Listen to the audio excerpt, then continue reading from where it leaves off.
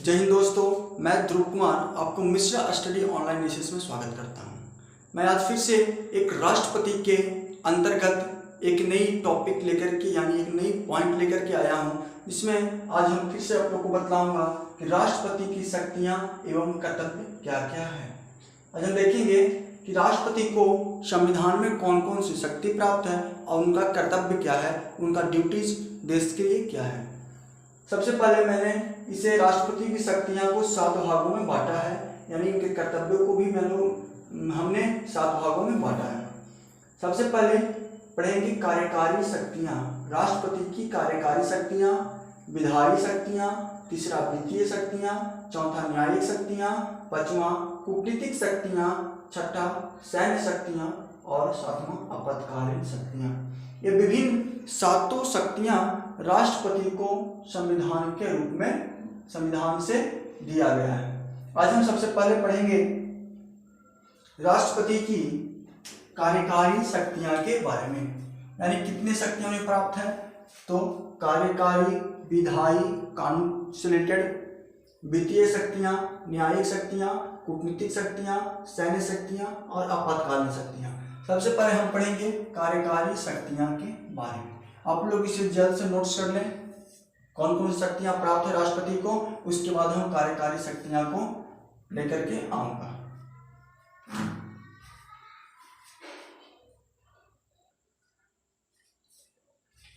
अभी हम लोगों ने पढ़ा कि राष्ट्रपति को विभिन्न शक्तियां प्राप्त है, जैसे कार्यकारी शक्तियां, विधायी शक्तियां। इसमें कार्यकारी शक्तियां के बारे में मुख्य बातों को लेकर के मैं आपके सामने आया हूं। सबसे पहले राष्ट्रपति को जो कार्यकारी शक्तियां प्राप्त थी, उसमें सबसे पहला उन्हें शक्ति प्राप्त है वह भारत सरकार के सभी शासन संबंधी कार्य उसके नाम पर किए जाते हैं। यानी भारत सरकार में जितने सारे कार्य होती है किनके नाम पर किए जाते हैं, राष्ट्रपति के नाम पर किए जाते हैं। यानी राष्ट्रपति नाम मात्र के प्रमुख होते हैं। मैंने इसे पिछले वीडियो में पढ़ाया था। अभी हम लोग देखेंगे कि जितने सारे कार्य हो रहे हैं, यानी मान लिया जाए कि अभी अंतर्राष्ट्रीय समझौता हो जाए, पाकिस्तान से समझौता हो जाए, नेपाल से समझौता हो जाए, चाइना से समझौता हो जाए, या कोई ऐसे कार्य देश के अंदर जो प्रधानमंत्री महोदय कर रहे हैं, वो किनके नाम पर किए जाएंगे, तो राष्ट्रपति के नाम पर वो कार्य किए जाएंगे। दूसरी बात, वह प्रधानमंत्री तथा अन्य मंत्रियों की नियुक्ति करता है। यानी राष्ट्रपति प्रधानमंत्री की नियुक्ति करते हैं एवं प्रधानमंत्री के सलाह पर वो अन्य मंत्रियों की नियुक्ति करते हैं, जो राष्ट्रपति के प्रसाद पर्यंत कार्य करते हैं। यानी अगर राष्ट्रपति का मन होगा कि मैं इन्हें मंत्री पद पर बनाऊं, यानी किसी को मंत्री पद पर बनाऊं, तो वह राष्ट्रपति के निर्णय पर होगा, न कि आप जबरदस्ती ले सकते हैं। अतः प्रसाद पर्यंत कहने का मतलब होता है कि अगर राष्ट्रपति महोदय चाहेंगे तब आपको मंत्री पद दे सकते हैं। बात समझ आ रही है। तीसरी बात, वह महान्यायवादी की नियुक्ति तथा उसके वेतन निर्धारित करता है। वह महान्यायवादी की नियुक्ति करते हैं। राष्ट्रपति महान्यायवादी की नियुक्ति करते हैं। किन्हें किन्हें? प्रधानमंत्री, अन्य मंत्रियों और महान्यायवादी की नियुक्ति कौन करते हैं? राष्ट्रपति। अब महान्यायवादी को कितना पेमेंट देना है, कितना वेतन देना है, यह कौन निर्धारित करते हैं? राष्ट्रपति महोदय। यह महान्यायवादी राष्ट्रपति के प्रसाद पर्यंत कार्य करते हैं। यानी अगर राष्ट्रपति का मन होगा कि इन्हें महान्यायवादी बनाया जाए, इस व्यक्ति को महान्यायवादी बनाया जाए, तभी आपको महान्यायवादी बना सकते हैं। बात समझ आ रही है। अगला पॉइंट, वह भारत के महानियंत्रक एवं महालेखा परीक्षक एवं मुख्य चुनाव आयुक्त एवं अन्य चुनाव आयुक्त तथा संघ लोक सेवा आयोग के अध्यक्ष एवं सदस्य वह संघ लोक सेवा आयोग के अध्यक्ष एवं सदस्य की नियुक्ति तथा राज्य के राज्यपालों की नियुक्ति वित्त आयोग के अध्यक्ष एवं सदस्य की नियुक्ति करता है। यानी राष्ट्रपति किन्हें किन्हें नियुक्त करते हैं ये हमें अभी देखना है। सबसे पहले राष्ट्रपति प्रधानमंत्री को नियुक्त करते हैं, उनके सलाह पर अन्य मंत्रियों को नियुक्त करते हैं। उसके बाद वह महान्यायवादी की नियुक्ति करते हैं और उनका पेमेंट उनका वेतन निर्धारित करते हैं। महान्यायवादी राष्ट्रपति के प्रसाद पर्यंत कार्य करते हैं। उसके बाद राष्ट्रपति महानियंत्रक एवं महालेखा परीक्षक की नियुक्ति करते हैं, मुख्य चुनाव आयुक्त एवं अन्य चुनाव आयुक्त की नियुक्ति करते हैं। वह संघ लोक सेवा आयोग के अध्यक्ष एवं सदस्य की नियुक्ति करते हैं। इतना ही नहीं, वह वित्त आयोग के अध्यक्ष एवं सदस्य की नियुक्ति करते हैं। ये बात हमें याद होनी चाहिए कि राष्ट्रपति किन्हें किन्हें नियुक्त करते हैं। अगली बात, वह केंद्र सरकार के प्रशासनिक कार्य, विधायिका के प्रस्तावों से संबंधित जानकारी प्रधानमंत्री से मांग सकते हैं। अर्थात यह आपके देश में कौन सी कार्य चल रही है, कैसी प्रशासनिक व्यवस्था है, यहाँ पुलिस बल क्या कार्य कर रहे हैं, यहाँ की प्रशासन क्या कार्य कर रही है, आप जो कार्य कर रहे हैं संसद में वो कौन से कार्य कर रहे हैं, या राष्ट्रपति प्रधानमंत्री से पूछ सकते हैं। यानी आपके देश में कौन से प्रशासनिक कार्य हो रही है या आपकी संसद में किस बात पे चर्चा हो रही है, या राष्ट्रपति प्रधानमंत्री से मांग सकते हैं यह जानकारी। अगली बात, वह स्वयं द्वारा नियुक्त प्रशासकों के द्वारा केंद्र शासित राज्यों का प्रशासन एवं स्वयं संभालते हैं। वह स्वयं द्वारा नियुक्त प्रशासकों के द्वारा केंद्र शासित क्षेत्र या केंद्र शासित राज्य के प्रशासन को स्वयं संभालते हैं। यानी हमको छोटी सी बात याद रखना होगा कि केंद्र शासित प्रदेश का प्रशासन कौन संभालते हैं, तो राष्ट्रपति प्रशासक को नियुक्त कर देंगे और उसके बाद उसकी शासन व्यवस्था को संभालेंगे। जैसे दमन दीव में, पुडुचेरी में, यहाँ की प्रशासनिक व्यवस्था कौन संभालते हैं, तो राष्ट्रपति। अगली बात, वह किसी भी क्षेत्र को अनुसूचित क्षेत्र घोषित कर सकता है और उसे अनुसूचित क्षेत्रों तथा जनजातीय क्षेत्रों के प्रशासन की शक्तियां प्राप्त हैं। यानी वह किन्हीं भी क्षेत्रों को अनुसूचित क्षेत्र घोषित कर सकते हैं। यानी झारखंड राज्य को अगर अनुसूचित क्षेत्र घोषित करना हो तो राष्ट्रपति इसे अनुसूचित क्षेत्र घोषित कर सकते हैं एवं अनुसूचित क्षेत्रों तथा जनजातीय क्षेत्रों के प्रशासन की शक्तियां इन्हें प्राप्त है। यहाँ की प्रशासन कार्य विशेष व्यवस्था या दे सकते हैं। यानी हमें मुख्य बात याद रखनी है कि प्रधानमंत्री किन्हें किन्हें नियुक्त करते हैं, तो राष्ट्रपति किन्हें नियुक्त करते हैं, तो प्रधानमंत्री को, अन्य मंत्रियों को, महान्यायवादी को, महानियंत्रक एवं महालेखा परीक्षक को, मुख्य चुनाव आयुक्त को एवं अन्य चुनाव आयुक्त को, संघ लोक सेवा आयोग यानी यूपीएससी के अध्यक्ष एवं सदस्य को, और राज्य के राज्यपाल को वित्त आयोग के अध्यक्ष एवं सदस्यों की नियुक्ति करते हैं। केंद्र शासित प्रदेश का प्रशासन कौन संभालते हैं, तो राष्ट्रपति। वह किसी भी क्षेत्र को अनुसूचित क्षेत्र घोषित कर सकते हैं और अनुसूचित क्षेत्र घोषित करने के बाद उसे प्रशासनिक रूप में कार्य कर सकते हैं। यह राष्ट्रपति को शक्तियां प्राप्त हैं। ये सारी बातों को आप लोग नोट्स कर लें, उसके बाद हम अगली पॉइंट को लिखेंगे।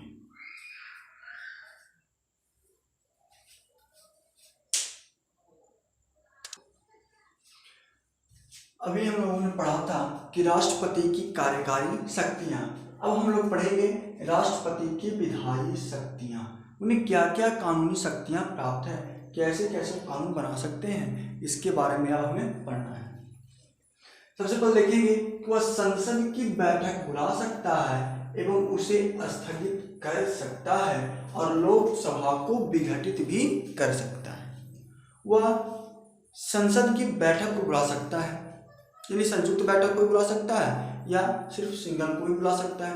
वह लोकसभा को विघटित भी कर सकता है, यानी उसे खत्म भी कर सकता है। वह संसद की संयुक्त अधिवेशन को बुला सकता है जिसकी अध्यक्षता लोकसभा अध्यक्ष करते हैं। यानी राष्ट्रपति संसद की संयुक्त अधिवेशन यानी सभा बुला सकता है और उसकी अध्यक्षता कौन करेगा, तो लोकसभा के अध्यक्ष करेंगे। यानी संसद की संयुक्त अधिवेशन की अध्यक्षता कौन करता है, तो लोकसभा अध्यक्ष करता है।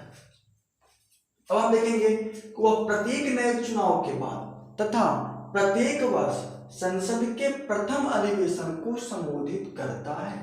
यानी जब नए चुनाव होते हैं लोकसभा के एवं प्रत्येक नए वर्ष में जब संसद की प्रथम सभा होती है या प्रथम अधिवेशन होती है तो राष्ट्रपति उसमें संबोधित करते हैं। यानी जब प्रत्येक नए चुनाव के बाद एवं प्रत्येक नए वर्ष के प्रथम अधिवेशन में संसद की प्रथम सभा में राष्ट्रपति अधिवेशन को संबोधित करते हैं। चलिए चौथी बात, यदि लोकसभा के अध्यक्ष एवं उपाध्यक्ष दोनों का पद रिक्त हो तो लोकसभा के किसी भी सदस्य को सदन की अध्यक्षता सौंप सकते हैं। यानी यदि लोकसभा के अध्यक्ष एवं उपाध्यक्ष की पद जो हो रिक्त हो गई हो यानी खत्म नहीं खाली हो गई हो तो उसमें राष्ट्रपति वही लोकसभा के किसी भी सदस्य को सदन की अध्यक्षता सौंप सकते हैं। इसी प्रकार यदि राज्यसभा के सभापति एवं उपसभापति की पद रिक्त हो गई हो या खाली हो गई हो तो राष्ट्रपति उसी राज्यसभा के किसी भी सदस्य को सभापतित्व या अध्यक्षता सौंप सकते हैं। या राष्ट्रपति की विधायी शक्तियां यानी कानूनी शक्तियां प्राप्त है किससे, संविधान से। वह साहित्य के क्षेत्र में, लेखन के क्षेत्र में, विज्ञान के क्षेत्र में, कला एवं समाज सेवा से जुड़े व्यक्तियों में यानी राष्ट्रपति को यह अधिकार प्राप्त है कि वह राज्यसभा में 12 ऐसे सदस्यों को नियुक्त करें या मनोनीत करें कि जो समाज सेवा में, साहित्य में, लेखन क्रिया में, कला में, खेल कूद, कबड्डी वगैरह इस सब में यानी विज्ञान में ख्याति प्राप्त लोगों को यानी 12 लोगों को राज्यसभा में मनोनीत करता है। इतना ही नहीं, 2 आंग्ल व्यक्तियों को जो भारत के नहीं है, आंग्ल व्यक्ति हैं, एंग्लो इंडियन को, 2 एंग्लो इंडियन को वह लोकसभा में मनोनीत करते हैं। बात समझ आ गई। वह चुनाव आयोग से परामर्श करके सांसद के अयोग्यता के प्रश्न पर निर्णय ले सकते हैं। यानी कहने की बात आती है कि यदि किसी सांसद को अयोग्यता की बात आती है कि यह सांसद अवैध घोषित होता है क्योंकि यह चुनाव में आचार संहिता का पालन नहीं किया है, मैंने सारी बातों को देखा जाए तो उसमें राष्ट्रपति चुनाव आयोग से परामर्श लेकर के उसकी अयोग्यता पर निर्णय ले सकते हैं कि नहीं यह सांसद महोदय अयोग्य नहीं है, इनकी गलती को क्षमा कर दो या माफ कर दो। यानी यह राष्ट्रपति को शक्तियां प्राप्त है। अगली बातों को देखेंगे कि संसद के कुछ विशेष प्रकार के विधेयकों को प्रस्तुत करने के लिए राष्ट्रपति की आज्ञा या परामर्श लेना जरूरी है। यानी कुछ ऐसे कानून संसद में लाए जाते हैं यानी लोकसभा या राज्यसभा में लाए जाते हैं तो इसमें राष्ट्रपति की आज्ञा प्राप्त करनी होगी। जैसे यदि भारत के संचित निधि से यानी जो पैसा जमा रहता है भारत की संचित निधि में यानी खाता बैंक यही है, मान लेते हैं खाता बैंक यही है, यानी इससे अगर पैसा खर्च करनी हो और यह विधेयक संसद में लाई गई हो या लाई जा रही हो तो राष्ट्रपति से सहमति प्राप्त करना होगा या उनसे आज्ञा प्राप्त करनी होगी कि राष्ट्रपति महोदय जी, जो आज संसद में संचित निधि से पैसा खर्च करने की बात आ रही है, क्या खर्च की जाए? या राष्ट्रपति अपना निर्णय देते हैं।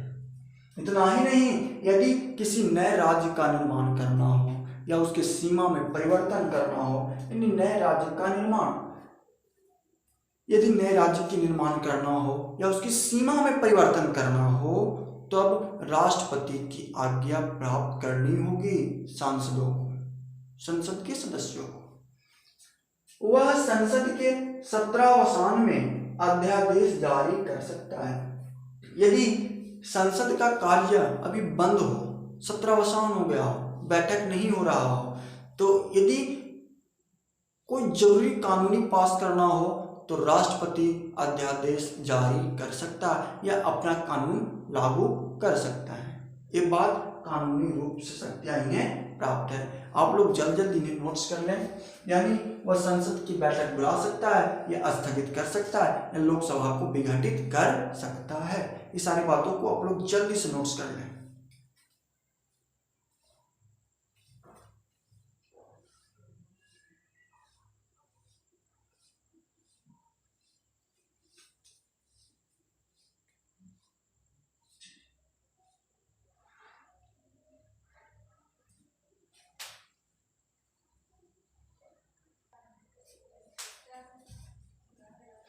अभी हम लोगों ने पढ़ा संसद की विधायी शक्तियाँ, यानी राष्ट्रपति की विधायी शक्तियाँ, सॉरी। अब हम लोग पढ़ेंगे राष्ट्रपति की वित्तीय शक्ति, यानी पैसे से संबंधित, यानी वित्त से संबंधित क्या क्या उन्हें शक्तियाँ प्राप्त है। सबसे पहली बात, यदि धन विधेयक राष्ट्रपति के अनुमति से ही संसद में प्रस्तुत किया जाएगा।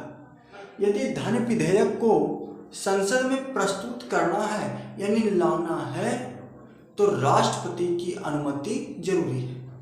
यानी धन विधेयक को संसद में प्रस्तुत करना है या लाना है तो उन्हें राष्ट्रपति की अनुमति लेनी होगी। ये बात हमें याद रखना है हमेशा। वह वार्षिक वित्तीय विवरण यानी केंद्रीय बजट को संसद के समक्ष रखता है। यानी राष्ट्रपति केंद्रीय बजट को संसद के समक्ष रखता है। कौन रखता है राष्ट्रीय बजट को? तो राष्ट्रपति केंद्रीय बजट को संसद के समक्ष रखता है। तीसरी बात, अनुदान की कोई मांग उनकी सिफारिश के बिना नहीं होगी। यदि किसी राज्य को अनुदान चाहिए केंद्र सरकार से, अनुदान मतलब दान मांगना, यदि मान लिया जाए कि बिहार को कुछ पैसे की जरूरत है और वह केंद्र सरकार से मांग कर रही है, तो राष्ट्रपति की सिफारिश लेनी होगी। इसमें राष्ट्रपति महोदय क्या करना है, यानी अनुदान की कोई मांग हो तो राष्ट्रपति की सिफारिश जरूरी है।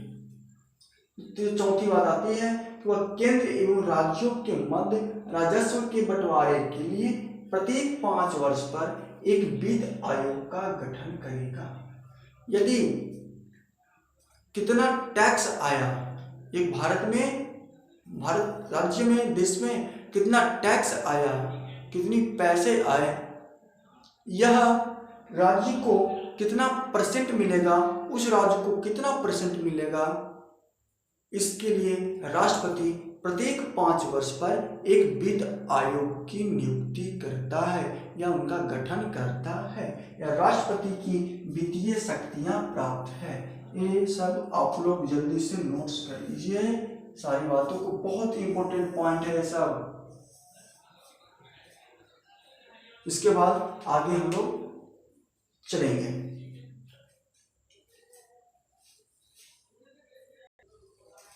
अभी हम लोगों ने पढ़ा राष्ट्रपति की वित्तीय शक्तियां। अब हम पढ़ेंगे कि राष्ट्रपति की न्यायिक शक्तियां, न्याय के मामले में उन्हें कौन कौन सी शक्ति प्राप्त है। तो इसमें हम लोग देखेंगे कि वह उच्चतम न्यायालय के मुख्य न्यायाधीश तथा अन्य न्यायाधीश की नियुक्ति करता है। यानी राष्ट्रपति उच्चतम न्यायालय के, सुप्रीम कोर्ट के मुख्य न्यायाधीश एवं अन्य न्यायाधीश की नियुक्ति करता है। कौन करता है? राष्ट्रपति। दूसरी बात, वह उच्चतम न्यायालय से किसी कानून पर या किसी विधि पर सलाह ले सकता है। यदि कोई कानून देश में लागू करनी है या प्रस्तुत करनी है तो राष्ट्रपति उच्चतम न्यायालय से सलाह ले सकता है, लेकिन यह सलाह राष्ट्रपति को मानने के लिए बाध्यकारी नहीं है। यानी इसमें सलाह राष्ट्रपति ले सकते हैं, लेकिन कोई जरूरी नहीं है कि राष्ट्रपति इसे माने। कोई जरूरी नहीं है कि राष्ट्रपति इसे माने। उनका मन होगा तो सलाह को मान सकते हैं या नहीं भी मान सकते हैं। तीसरी बात, वह अपराध के दोष सिद्धि व्यक्तियों के लिए दंडादेश को निलंबित कर सकता है या माफ कर सकता है या उसे परिवर्तित कर सकता है। यदि किसी कारणवश किसी व्यक्ति को अपराध की दोष सिद्धि हो गई हो, यानी उसे दोषी ठहरा दिया गया हो कि उन्होंने एक मर्डर कर दिया और उन्हें फांसी की सजा मिल गई हो सुप्रीम कोर्ट से, तो राष्ट्रपति इसे फांसी की सजा को परिवर्तित कर करके आजीवन कारावास के रूप में ला सकते हैं। यानी हमको यही देखना है कि अगर किसी व्यक्ति को अपराधी घोषित कर दिया गया हो और उन्हें फांसी की सजा दी गई हो, मौत की सजा दी गई हो, तो राष्ट्रपति उसे निलंबित भी कर सकता है, उसे माफ भी कर सकता है या उसे आजीवन कारावास के रूप में परिवर्तित कर सकता है। यह राष्ट्रपति की शक्तियां प्राप्त है। उसके बाद आप लोग इसे तुरंत नोट्स कर लें, फिर अगली बातों को मैं आपके सामने रखूंगा।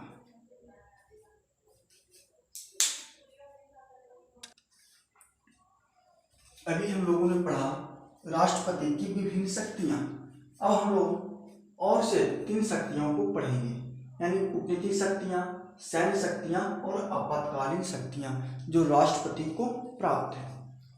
अब हम लोग पढ़ेंगे कूटनीतिक शक्तियां में जितने सारे अंतर्राष्ट्रीय संधि एवं समझौता है वह राष्ट्रपति के नाम पर किए जाते हैं। यानी अगर हमें पाकिस्तान से कोई समझौता करनी हो, यदि हमें अब की पाकिस्तान में घुस करके अब पूरी पाकिस्तान को अपने कब्जे में ले लेनी हो, या चाइना से कोई संधि समझौता करनी हो, युद्ध करनी हो, तो ये सब बातें कौन निर्णय लेते हैं? राष्ट्रपति। किनकी अनुमति से? संसद की अनुमति से।